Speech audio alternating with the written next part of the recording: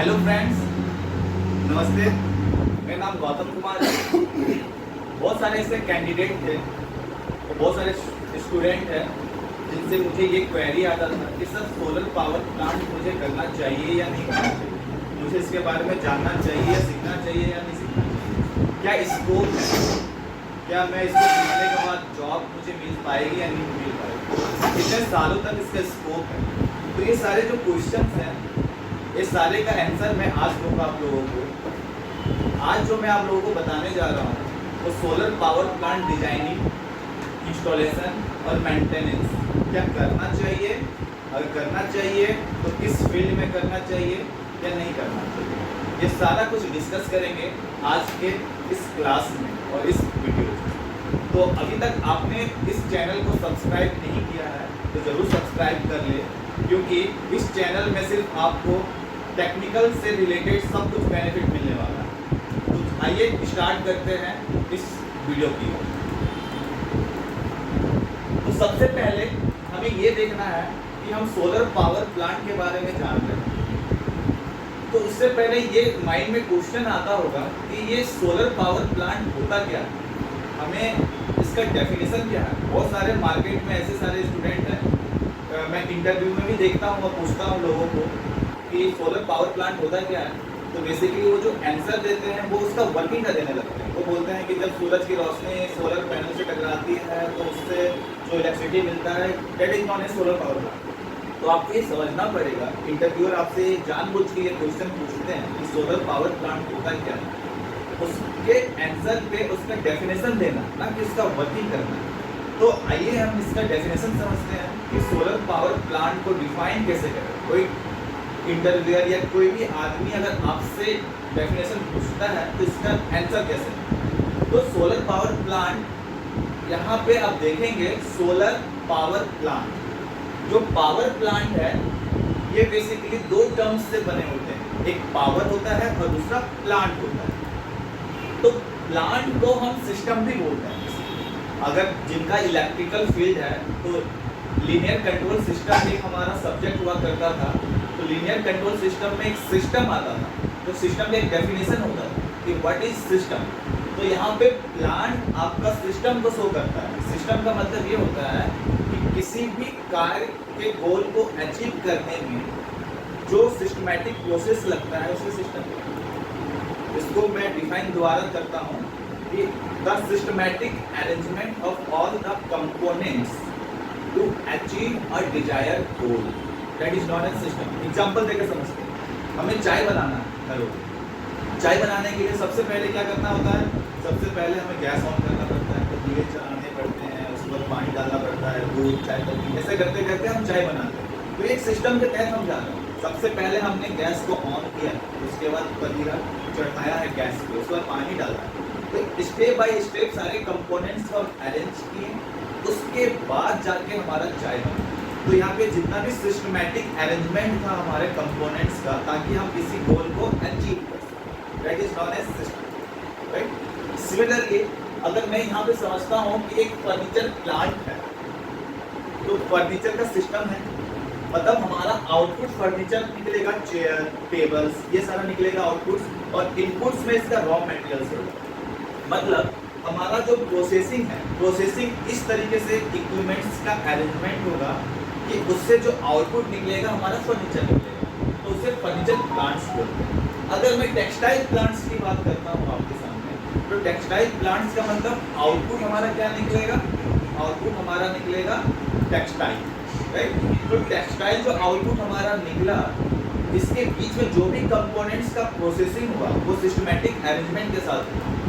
तो इनपुट में हमने कुछ भी दिया, लेकिन टेक्सटाइल प्लांट है इसलिए टेक्सटाइल हमारा आउटपुट निकला। सिमिलरली अगर पावर प्लांट में बात करते हैं तो हमारा ये पावर प्लांट है, तो आउटपुट हमारा क्या निकलेगा, पावर। तो पावर प्लांट में आउटपुट पावर निकलता है, टेक्सटाइल प्लांट में आउटपुट टेक्सटाइल निकलेगा, आपका फर्नीचर प्लांट में आउटपुट फर्नीचर निकलेगा, बिस्किट प्लांट में आपका आउटपुट बिस्किट निकलेगा, राइट। अब जो पावर प्लांट है इसका इनपुट डिसाइड करता है बेसिकली कि ये कैसा पावर प्लांट है, राइट। अगर पावर प्लांट में अगर आउटपुट पावर निकल रहा है और उसका इनपुट कोयला है, मतलब कोयला इनपुट दिए, और आउटपुट हमारा पावर निकला, तो ऐसे प्लांट को बोलते हैं थर्मल पावर प्लांट। उसी तरह अगर पावर प्लांट है, इनपुट अगर वाटर है, तो इसको बोलते हैं हाइड्रो पावर प्लांट। तो हाइड्रो पावर प्लांट में बेसिकली हमारा इनपुट क्या होता है, वाटर होता है, और आउटपुट होता है हमारा पावर, राइट। इसी तरह अगर हमारा इनपुट न्यूक्लियर है, तो न्यूक्लियर में क्या होता है, बेसिकली आउटपुट पावर देगा। इस प्लांट को बोलते हैं न्यूक्लियर पावर प्लांट। सिमिलरली अगर इनपुट हमारा सन है या सोलर है, राइट, और आउटपुट हमारा पावर है, तो इसको बोलते हैं सोलर पावर प्लांट। तो एक सोलर पावर प्लांट की जो डेफिनेशन होती है वो इस तरीके से आप बोल सकते हो बेसिकली कि the system, the arrangement or the systematic way of the system to produce power by the help of the solar or sun। या फिर इसको और अच्छी तरीके से आप डिफाइन कर सकते हो कि the systematic arrangement of all the electrical system to produce output by the help of solar or by the help of solar radiation, that is known as solar power plant, right।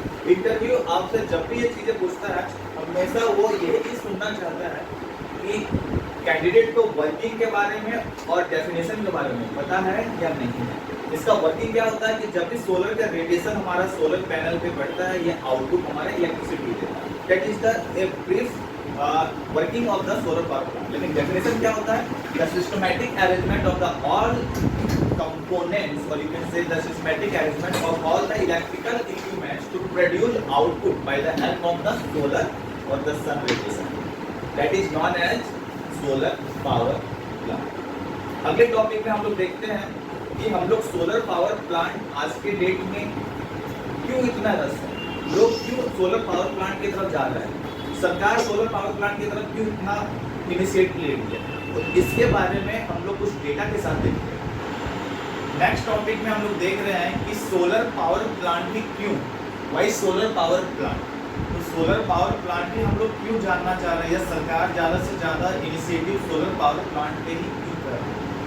तो इसका जो answer है इस slide में आपको देखने को मिलेगा। तो सबसे पहले हमें ये देखना है कि आज के डेट में जितना भी इलेक्ट्रिसिटी या एनर्जी की बात करता हूँ, वो हमें दो सोर्स से ही मिलता है। पहला सोर्स है रिन्यूएबल एनर्जी और दूसरा है non renewable energy. Non renewable energy and second one is renewable energy. तो नॉन रिन्यूएबल एनर्जी में कौन कौन से हमारे सोर्स आते हैं, कोयला, नेचुरल गैस और फायर। और रिन्यूएबल में कौन कौन से सोर्स आते हैं, solar energy, wind energy and biogas, right.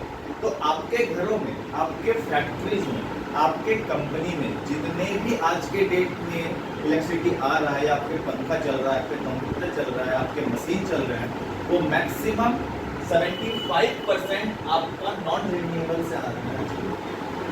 मतलब उसमें भी कोयला से आता है, 75% कोयला से आता है। और आप देखोगे रिन्यूएबल सोर्स में वो 25% का यूजेज है। ये मैं एक डेटा देख रहा हूँ, ये पूरे वर्ल्ड का बता रहा हूँ। ये दर्शाने के लिए मैं बता रहा हूँ आपको कि पूरे वर्ल्ड में 75% लोग अभी तक नॉन रिन्यूएबल एनर्जी में ही डिपेंडेंस है, और 25% जो यूजेज चल रहा है वो रिन्यूएबल सोर्स ऑफ एनर्जी है, राइट।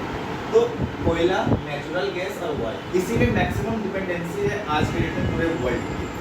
अब इस पे डिपेंडेंसी है, तो इससे पहले हमें इसके कैरेक्टरिस्टिक्स और प्रॉपर्टीज के बारे में थोड़ा समझना पड़ेगा कि अगर नॉन रिन्यूएबल में हम डिपेंडेंसी है, तो फ्यूचर में हमारे साथ क्या अच्छा होने वाला है या क्या बुरा होने वाला है, ये समझना पड़ेगा। तो इस नॉन रिन्यूएबल एनर्जी की कुछ लिमिटेशन होती है। वो लिमिटेशन आपका सबसे पहला है एनर्जी इनसिक्योरिटी। अब एनर्जी इनसिक्योरिटी क्या होता है, हमें पता है कि हमारे जैसे एशिया है, एशिया में कोयला ज़्यादा से ज़्यादा पाया जाता है आपको। लेकिन अगर ऑयल के बारे में मैं बात करूँ या गैस के बारे में बात करूँ, ये एशिया में नहीं पाया जाता, ये यूरोपियन कंट्रीज में ज़्यादा मिलता है।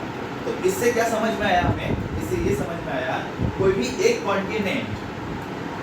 एक कॉन्टिनेंट पूरे जो नॉन रिन्यूएबल एनर्जी है उसको कैटर नहीं कर रहा है। हमारा नॉन रिन्यूएबल एनर्जी स्प्रेड है डिफरेंट डिफरेंट कॉन्टिनेंट या डिफरेंट डिफरेंट आप एरिया में बात करो या जोन में बात करो।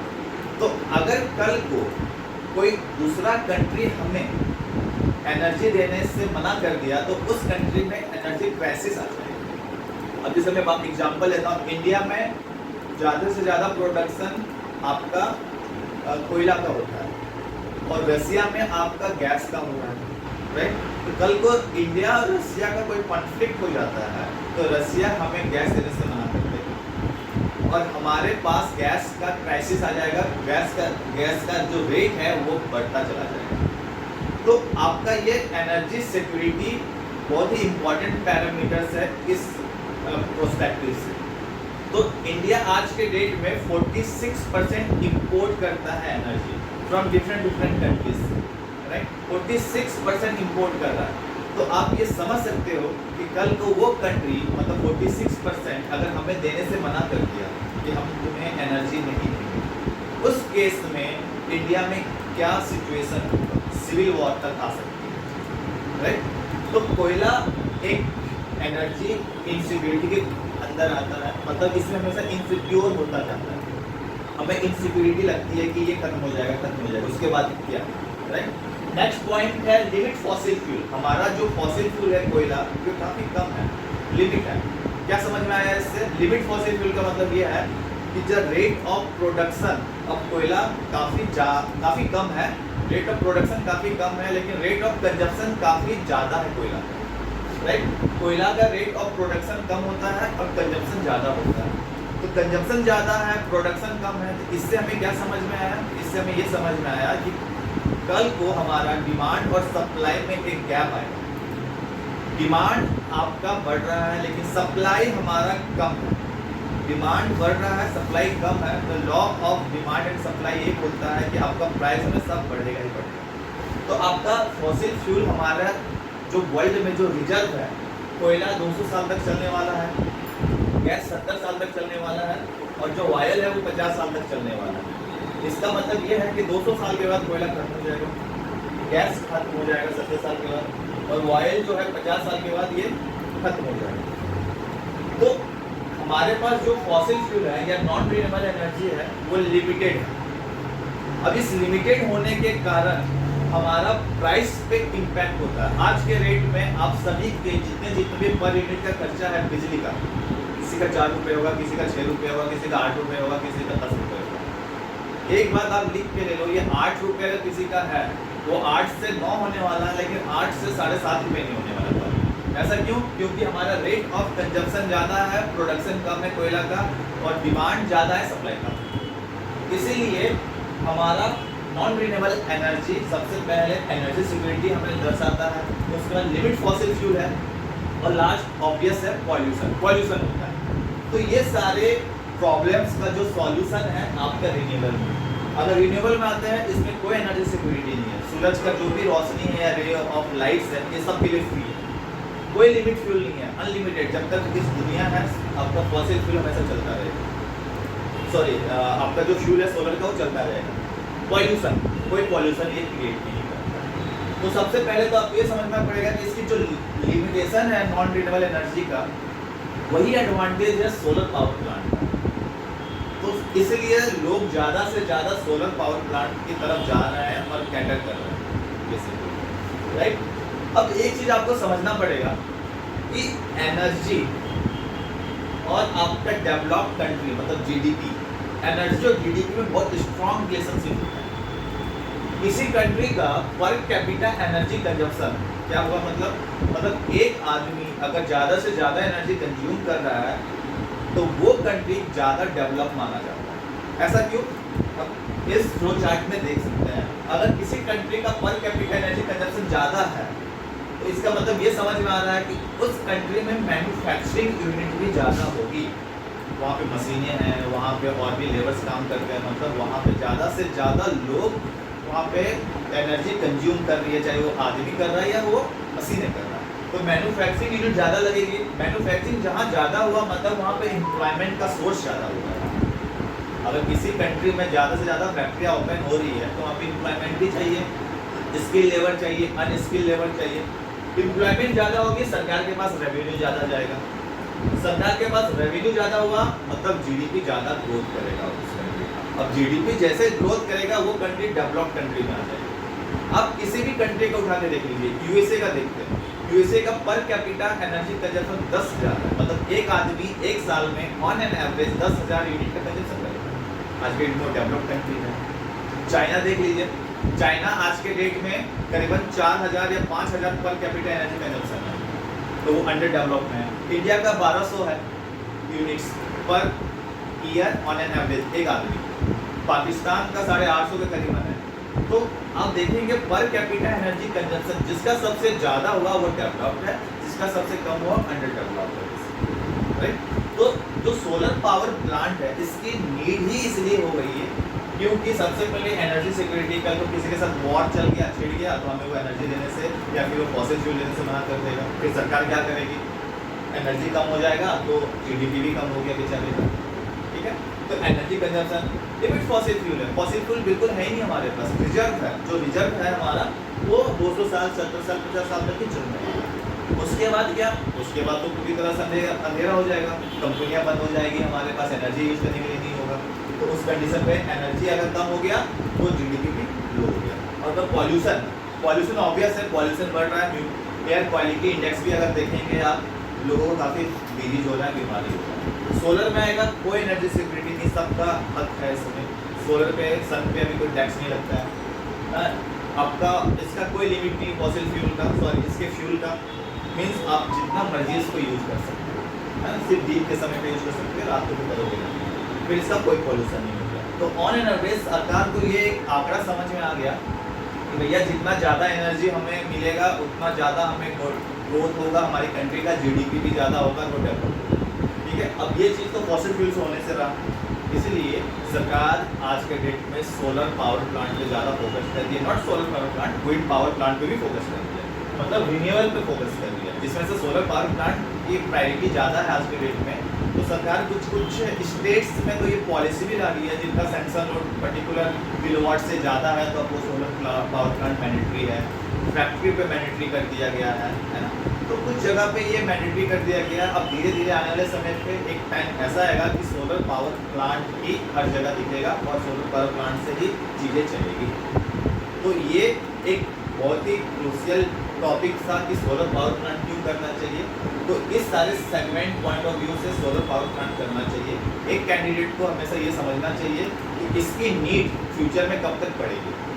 तो इसकी नीड फ्यूचर में तब तक पड़ेगी जब तक ये 75% से 20% आ जाए और ये 25% से 80% चलता रहेगा, सरकार सपोर्ट करेगी। तो इसीलिए सोलर पावर प्लांट की कोर्स आपको बिल्कुल करनी चाहिए और सोलर पावर प्लांट डिजाइनिंग आपको सीखना चाहिए। नेक्स्ट टॉपिक में हम लोग देखेंगे कि सोलर पावर प्लांट सीखने के बाद आप कहाँ आपके लिए स्कोप खुल सकता है, अपॉर्चुनिटी क्या क्या मिल सकती है। तो हम लोग नेक्स्ट स्लाइड में अब कैंडिडेट हमसे ये पूछते हैं कि सर इसको पढ़ने के बाद हमें क्या क्या स्कोप मिलेगा, कहाँ जा सकते हैं, क्या मेरा फ्यूचर सिक्योर होगा या नहीं होगा। तो देखो जब आप सोलर पावर प्लांट के डिजाइनिंग के बारे में या फिर इंस्टॉलेशन के बारे में या मेंटेनेंस के बारे में सीख लेते हैं तो आपके पास बेसिकली अब कैंडिडेट और जितने भी स्टूडेंट्स हैं वो हम लोगों से बस एक ही क्वेरी करते हैं कि सर इसको सीखने के बाद डिजाइनिंग, इंस्टॉलेशन, मेंटेनेंस ये सब सीखने के बाद क्या हमारा फ्यूचर सिक्योर है, क्या हमें जॉब मिल सकता है या फिर कब तक हमें सिक्योरिटी मिल सकती है जॉब। तो बेसिकली आप देखोगे कि जब भी आप डिजाइनिंग, इंस्टॉलेशन या मेंटेनेंस या फिर आप कमिश्निंग के बारे में सीखते हैं सोलर पावर प्लांट में, तो आपके पास दो दरवाजे खुल जाते हैं। एक तो होता है जॉब का दरवाजा, जॉब ओरिएंटेड, और दूसरा होता है बिजनेस का दरवाजा, बिजनेस। तो एक एक करके हम लोग डिस्क्राइब करते हैं। जॉब ओरिएंटेड में आपको क्या एडवांटेज है क्या नहीं है वो सारा कुछ मैं आपको क्लियर करूँगा। तो उससे पहले कुछ डेटा है आपको देखना है कि आज के डेट में जो सोलर पावर प्लांट लग चुका है 2021 तक का डेटा है तो 225 गीगावाट तक लग चुका है इंडिया में, राइट। 2030 तक इसको है 500 गीगावाट तक एक्सपेंड करना है। तो आपके पास अभी 50% का और ऑप्शन है, ठीक है। तो कहीं ना कहीं 2030 तक इतने सारे अपॉर्चुनिटीज है आपके पास कि आपको कहने की जरूरत नहीं पड़ेगी कि आपको जॉब लगेगा या नहीं लगेगा, क्योंकि अभी 225 गीगावाट है, 2030 तक 500 गीगावाट आ जाएगा आपके पास। एक्सपेंशन हो रही है, आपके पास एम्प्लॉयमेंट का अपॉर्चुनिटी बढ़ेगा, आपके पास रोजगार आएगा, राइट। तो कहीं ना कहीं आपको ये डेटा दिमाग में रखते हुए काम करना है। 2030 तक तो आपको बिना बेफिक्र होकर काम करना है, उसके बाद भी ये रहेगा आपका, इसकी डिमांड रहेगी मार्केट में। तो अगर हम जॉब ओरिएंटेड में बात करते हैं तो सबसे पहले आपका जॉब के पॉइंट ऑफ व्यू से सोलर डिजाइनर का आता है कि आप डिजाइन करना होता है, ऑटोकैड में डिजाइन करना, PVSwift में डिजाइन करना, गूगल स्केचअप में डिजाइन करना, स्टाइल प्रो है स्ट्रक्चर एनालिसिस को डिजाइन करना, ये सोलर डिजाइनर में आता है। इंस्टॉलेशन एंड कमीशनिंग जिसको INC बोलते हैं। अब सोलर सिस्टम है तो उसको इंस्टॉल भी तो करना है। अब इंस्टॉल जो करेगा उसके लिए स्किल लेबर चाहिए होता है, स्किल सुपरवाइजर चाहिए होता है, स्किल टेक्नीशियन चाहिए होता है। तो INC का भी उनको जॉब में पॉइंट ऑफ व्यू मिल जाता है। ऑपरेशनल एंड मेंटेनेंस AMC जिसको बोलते हैं, तो ऑपरेशनल मेंटेनेंस के पॉइंट ऑफ व्यू से आपके लिए जॉब की अपॉर्चुनिटी है। और लास्ट है सोलर मार्केटिंग। सोलर मार्केटिंग में आज के डेट में सारी कंपनियां सोलर मार्केटिंग पे फोकस कर रही है। बहुत ही ज़्यादा ह्यूज आपका डिमांड है, बाकी सब में डिमांड है, ऐसी बात नहीं है, ऊपर नीचे हो सकता है, लेकिन सोलर के पॉइंट ऑफ व्यू से डिमांड काफ़ी ज़्यादा है। सोलर डिजाइनर में भी डिमांड है, INC में भी है, ONM में भी है और सोलर मार्केटिंग। ये द जॉब ओरिएंटेड कोर्स के पॉइंट ऑफ व्यू से। अगर आप बिजनेस ओरिएंटेड में देखना चाह रहे हैं तो आप किस किस में बिजनेस करना चाहते हैं, तो सबसे पहले आप देखेंगे सोलर कंसल्टेंट। आप अपना एक फॉर्म खोल सकते हैं या प्रोप्राइटर या प्राइवेट लिमिटेड, जहाँ पे आप लोगों को कंसल्ट कर रहे हैं कि आपके घर पे इतने किलोवाट का सोलर सिस्टम लगना है, आपकी फैक्ट्री में इतने किलोवाट का सोलर सिस्टम लगना है, वो कंसल्ट कर रहे हैं पर आवर के बेसिस पे, 30 मिनट के बेसिस पे, तो चार्ज आप दे सकते हैं। EPC कॉन्ट्रैक्टर, EPC का मतलब होता है इंजीनियरिंग प्रोक्यूरमेंट एंड कमीशनिंग। जो एक कंपनी होती है और एक फैक्ट्री होती है ना, वो EPC कॉन्ट्रैक्टर ही होती है बेसिकली। अब EPC में क्या होता है, आपने सब कुछ इंजीनियरिंग भी कहा। सपोज मेरी फैक्ट्री है, मेरे फैक्ट्री में 500 किलोवाट का सोलर सिस्टम लगना है, तो 500 किलोवाट के सोलर सिस्टम में आप देखेंगे कि मुझे उसको कंसल्ट भी करना पड़ रहा है, उसको हमें इंजीनियरिंग भी करना पड़ रहा है, कितने किलोवाट का लगेगा, पैनल से इन्वर्टर कितना लगेगा, रूटिंग किधर से होगा, AC केबल DC केबल का साइजिंग कितना होगा। उसके बाद अगर वो ऑर्डर हमें मिल जाता है तो उसको प्रोक्यूरमेंट खरीदना भी होता है मार्केट से, मॉड्यूल खरीद लिया, स्ट्रक्चर खरीद लिया, वायर खरीद लिया, ACDB खरीद लिया, DCDB, उसके बाद इसको इंस्टॉल भी करना है हमें, इंस्टॉल करके कमीशन करना है, इसको चलाना भी है हमें क्लाइंट को ऑन करके भी देना। तो आप ये भी कर सकते हैं। तो आपके पास प्रॉपर नॉलेज होगा तब आप EPC कॉन्ट्रैक्टर का भी काम स्टार्ट कर सकते हैं। स्ट्रक्चर सप्लाई या पार्ट सप्लाई जो बोल दो आप, मॉड्यूल का सप्लायर आप बन सकते हैं, इन्वर्टर का सप्लायर बन सकते हैं, AC केबल DC केबल का सप्लायर बन सकते हैं आप, है ना। या किसी कंपनी के साथ बिजनेस एसोसिएट भी कर सकते हैं। आप किसी कंपनी के लिए काम कर रहे हैं, वो आपको कमीशन के बेसिस पे या फिर एक प्रॉफिट मार्जिन के बेसिस पे आपको वो पे कर रहा है। तो ये सारा स्कोप जॉब का भी है और कहीं ना कहीं आपका बिजनेस का भी, दोनों स्कोप है। और सबसे अच्छी बात ये है कि हमारे इंस्टीट्यूट में ये दोनों चीज़ प्रोवाइड होती है। अगर आप चाहते हैं कि आप जॉब करना चाहते हैं तो हमारे साथ बहुत सारे ऐसे कंसल्टेंट भी हैं जॉब वाले, और बहुत सारे ऐसे कंपनीज भी है जो हमारे साथ डायरेक्ट हायरिंग में है। हमारी कंपनी में भी वैकेंसी चलती रहती है। तो अगर आप जॉब की पॉइंट ऑफ व्यू देख रहे हैं यहाँ पे, तो आपको जॉब भी मिलेगा यहाँ पे, आपको यहाँ पे प्रॉपर गाइडेंस भी दिया जाएगा, ठीक है। बिजनेस के पॉइंट ऑफ व्यू से देख रहे हैं तो आप हमारे साथ बिजनेस एसोसिएट बन के भी काम कर सकते हैं। तो अब दोनों पॉसिबिलिटीज हमारे साथ हैं।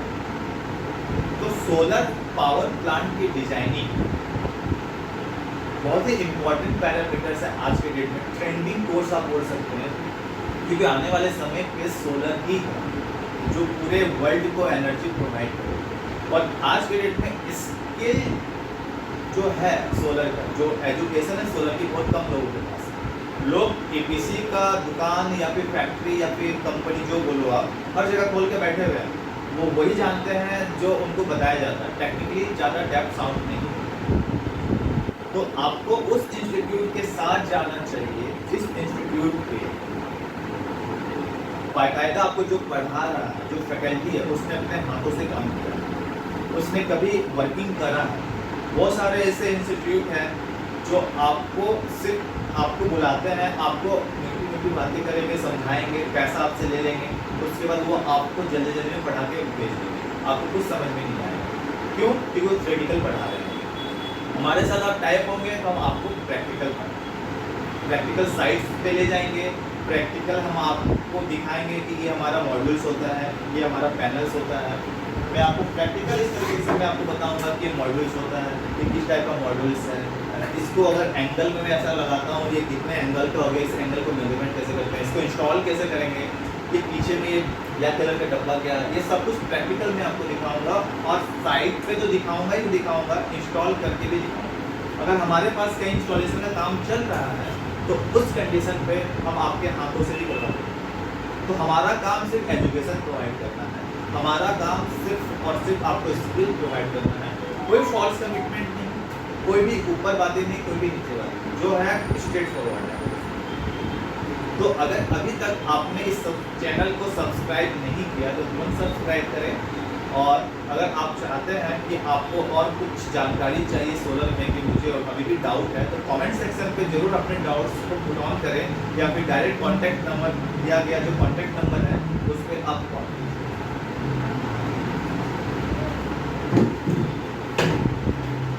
और कोई क्वेरीज हो तो आप कमेंट सेक्शन में जरूर रखना, सब्सक्राइब जरूर करना और अपने फ्रेंड सर्कल में जरूर शेयर करना। जिनको लगता है कि वो सोलर सीखना चाहता है, उनको प्रॉपर गाइडेंस नहीं मिल रहा है, कोई गाइडेंस के लिए उनको जरूर शेयर करना है इनको। और चाहे तो आप हमारे से बात भी कर सकते हो। हमारा इंस्टीट्यूट का नाम है किसान सोलर, दोनों हमारा इंस्टीट्यूट है। हम लोग यहाँ पे सोलर की ट्रेनिंग देते हैं, सोलर के प्रोजेक्ट भी क्रिएट करते हैं, सोलर की प्रोजेक्ट भी इंस्टॉलेशन करते हैं हम लोग, और प्रैक्टिकल ट्रेनिंग भी देते हैं। तो अभी तक आपने सब्सक्राइब नहीं किया तो सब्सक्राइब जरूर करना। और फिर मिलते हैं हम लोग नेक्स्ट वीडियो में, तब तक के लिए नमस्ते, थैंक यू, जय हिंद।